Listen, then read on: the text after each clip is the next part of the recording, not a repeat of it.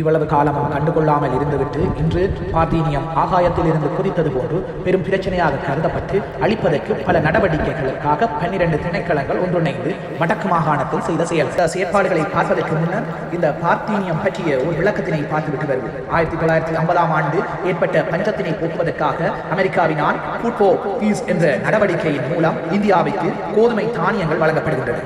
அதனுடன் கலந்து வந்த பார்த்தீனியமானது இந்தியாவில் பரவி காணப்பட்டது. பின்னர் இலங்கையில் ஏற்பட்ட உள்நாட்டு யுத்தத்தினை அடக்குவதற்கு வருகை தந்த கலகமடக்கும் இந்திய படையினரினால் உணவு தேவைக்காக கொண்டு வரப்பட்ட செம்மறி ஆடுகளின் தோள்களுடன் ஒட்டி இலங்கைக்கு பரவியதாக கூறப்படும் இந்த பார்த்தீனியமானது விஷத்தன்மை உடைய ஒரு தாவரமாகும்.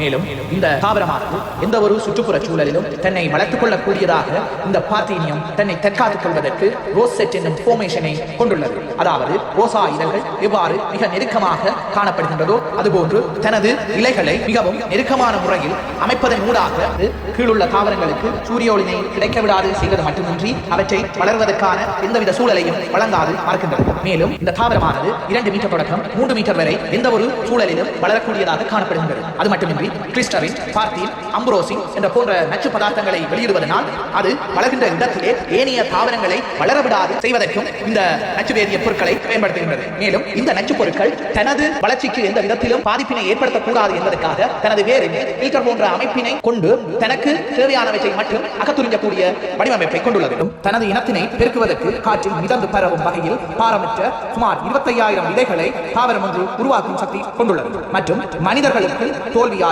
ஆஸ்மா போன்ற பிரச்சனைகளையும் விலங்குகளுக்கு உணவு பாதையில் பல சிரமங்களையும் ஏற்படுத்த வல்லது இந்த நச்சுத்தாவரம். இதனை கட்டுப்படுத்துவதற்கு என இதனை விரும்பி உண்ணுகின்ற பூச்சி ஒன்றினை பயோ ஏஜென்ட் முறையிலே கட்டுப்படுத்துவதற்கு ஆஸ்திரேலியா திட்டமிட்டது எனவும் அத்திட்டம் இப்பூச்சியானது ஏனைய தாவரங்களை உண்ணுவதனால் கைவிடப்பட்டது எனவும் இல்லை இது சரியானது எனவும் வலைத்தளங்களில் பாதிப்பிரதிகாரங்கள் காணப்படுகிறது. எதுவாக இருந்தபோதும் இத்தாவரம் பூப்பதற்கு முன்னர் பிடுங்கி நெருப்பிலிட்டு கொளுத்தி விடுவதுதான் இன்றைய காலப்பகுதியில் சாலச் சிறந்த அழிப்பு முறையாக கருதப்படுகின்றது. வடக்கு மாகாணத்தில் ஆளுநர் தலைமையில் 12/6/2025 அன்று நடைபெற்ற கூட்டத்தில் 12 திணைக்களங்களுடன் இணைந்து 6 மாத காலப்பகுதிக்கு ஒரு வார காலப்பகுதியினை டெங்கு ஒழிப்பு வாரம் போன்று பார்த்தீனிய கட்டுப்பாட்டு வாரம் என பிரகடனம் செய்யப்படுவதுடன் பார்த்தீனியம் உள்ள காணிகளின் உரிமையாளருக்கு வெள்ளை, மஞ்சள் மற்றும் சிவப்பு அறிக்கைகள் வழங்கப்படும் எனவும் அதனை தொடர்ந்து மீறி செயற்படுவோருக்கு சட்ட நடவடிக்கைகள் எடுக்கப்படும் எனவும் அவரால் தெரிவிக்கப்பட்டது. உங்களது வளவுகளில் காணப்படுகின்ற உங்களது வீதியோரங்களில் காணப்படுகின்ற பாதீனியங்களை உங்களால் முடிந்த அளவு அகற்றி நட்சற்ற இயற்கையான சூழலையும் நமது சூழல் செல்வகமையையும் பாதுகாப்போமாக.